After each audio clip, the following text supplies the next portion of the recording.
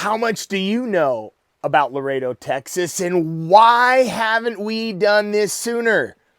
Good morning and welcome to the Shielded Prepper. This channel's committed to information that expands a prepared mind. Thank you for subscribing if you haven't subscribed yet. Thank you for subscribing if you have subscribed. If you haven't ring the bell or given it a thumbs up, please do. We intend on pushing this out, and it's an emergency. Being prepared is an emergency right now. We must move forward. We're going to talk about that towards the end. And right now, I watched this article, documentary, or a video vlog article this morning through the Wall Street Journal, and it was super interesting. And why aren't we expanding faster, and why haven't we been doing it for a generation and relying on trade with China versus developing our neighbors to the south? The booming Texas border town at the center of a global trade shift, Laredo, Texas. Holy cow, most people don't sit and stare at a map. We see the map of the United States, and it doesn't often show all of the information or all of the topography or all of the mapping for Mexico. We see the United States, it pops right out. We see Texas, this huge state down at the bottom. We see the bordering states up through California. And we oftentimes don't realize how close in proximity these border towns are, and why they're awesome leverage for our ability to manufacture easier. Laredo, Texas. Now think about this. It's currently 40% of all trade with Mexico comes through Laredo, Texas. 40%. Give you an idea. Each day, in just one border crossing, is 15,000 semi-trucks fully laden. Every day. And I don't know if that's both ways, 7,500 each way, or how that works. 15,000 trucks a day. Imagine watching trucks parked for hours, waiting to cross the line. Yet even after waiting in line for hours, manufacturing and redistributing out of Mexico, just south of Laredo, Texas, you can distribute to the United States in less than 24 hours. Less than 24 hours.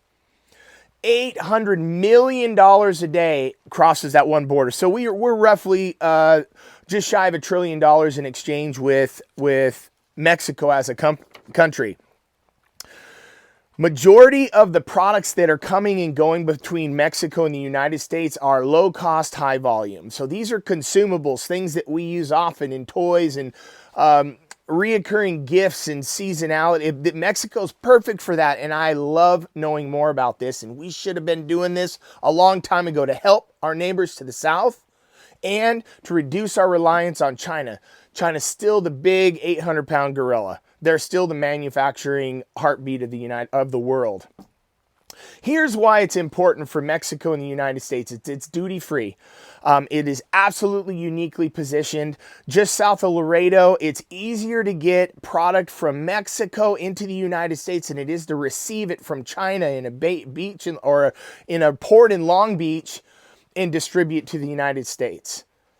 It's less than 24 hours to get it across, and many companies are relying on some specific relationships as why manufacturing there is so important.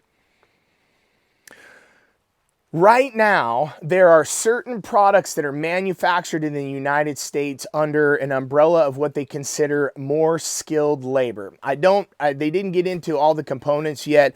Much of the skilled labor either has to have a high understanding of technical equipment or maybe equipment that's very specific to a certain process for a company, and the majority of the base manufacturing will be done in Mexico.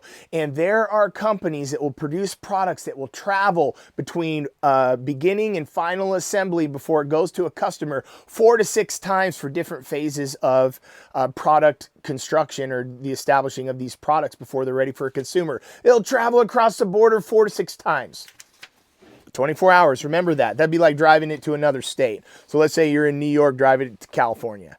Equivalent time-wise, driver's sleep or so, something like that. I don't know, maybe not from New York to California. That might be longer. Yet it's even more efficient. Can you imagine this with China, though? Right now, still majority of our products are manufactured over there, yet it compares to 2 to 6 weeks in transit between China and the United States. So manufacturers are looking to Mexico as a premier partner for exchange. And there's 400 companies, major companies. They didn't list them all. They list a couple. Tesla, Mattel, there was one other one, and Lego. They're manufacturing down there because it's easier to get products out. And you think about the velocity of volume for a Mattel and a Lego, like this is a quick turn. They want to be able to get to market quickly. All of that saying, China is still well in control, yet there's a demand from massive hundreds of companies right now looking to go to Mexico, and there isn't space. And there's actually an emergency because it's stifling growth in Mexico. They cannot build it fast enough. They were interviewing this commercial real estate developer, broker firm, and the gentleman that they were speaking with, he says, we have adopted one philosophy and one philosophy only. Just build it. They can't even identify the volume or scale to plan for years down the road. Right now, they're grabbing land, they're purchasing it, they're paying a premium for it, and they're putting up these buildings. Because what Mexico is doing and why it's so wonderful is they're like a port of Long Beach. They'll be receiving freight from China as well. They'll receive it in, they'll unbox it, they'll repackage it, and they'll reship it out to the consumer stateside. And think of it like this. Rinse, lather, repeat. Rinse, lather, repeat. Mexico is going to turn into a massive rinse, lather, repeat economy with us, and we're going to be moving production from China. Isn't that interesting? We're already manufacturing these high-tech chip manufacturing facilities that are going to take years to get done. Yet right now, Mexico's growing and their influence is improving. If we really were seeing this for what it is, this is a green movement. This is creating a less transit time, which is less energy on those massive ships. And why can't we leverage Mexico to do that? I don't know all the politics going south of the border, yet it sure does seem smart to me. Our businesses are preparing. This is a preparatory investment into Mexico. And behind all the politics, those that are in charge, the ones that are truly intelligent, specifically out of the business community, they are forecasting where the economy is moving. And if they intend on staying in business as these powers shift, they have to think creative. So they're going to Mexico, and the United States has had to follow them. They're increasing the lane right now through Laredo from 8 to 16 plus efficiencies. This is going to allow the doubling and tripling of trucks coming through there. They're thinking about the future. Mexico is a premier trade partner, and I think this is smart for us. This is something we probably should have been doing a generation ago with Mexico. These are our neighbors to the south. I have a great verse for you today. And this one here, let this land on how Mexico is and their geography to us and who they are to us as neighbors south. I read this, and this is a Proverbs 27:10. I read it in 3 different versions. I used the scriptures, which, Bud, thank you. That was an interesting translations. King James and the NLT. And all of them roughly communicate the same thing. Yet this is the base of it.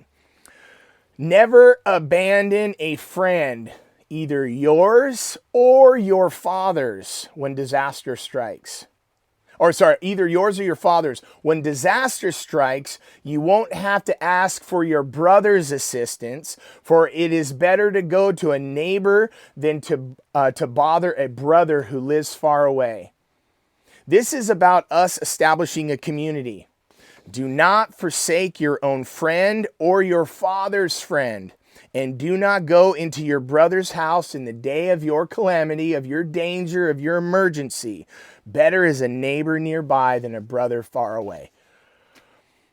Find your community. If you have a prepared mind, start picking up the phone. If you don't have much money, start making connections inside your community and let them know what you're great at, what you're looking for to be a part of, how you can add value.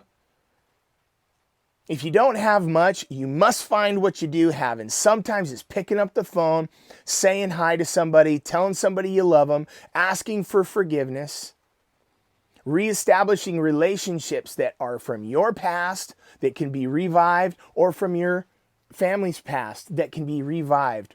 Remember those. People would love to hear from you. Pick up the phone, call somebody, tell them you miss them and you are thinking about them, and establish a network of your friends and your family's friends. Bless you guys today. Have an awesome day, and the Shielded Prepper is out.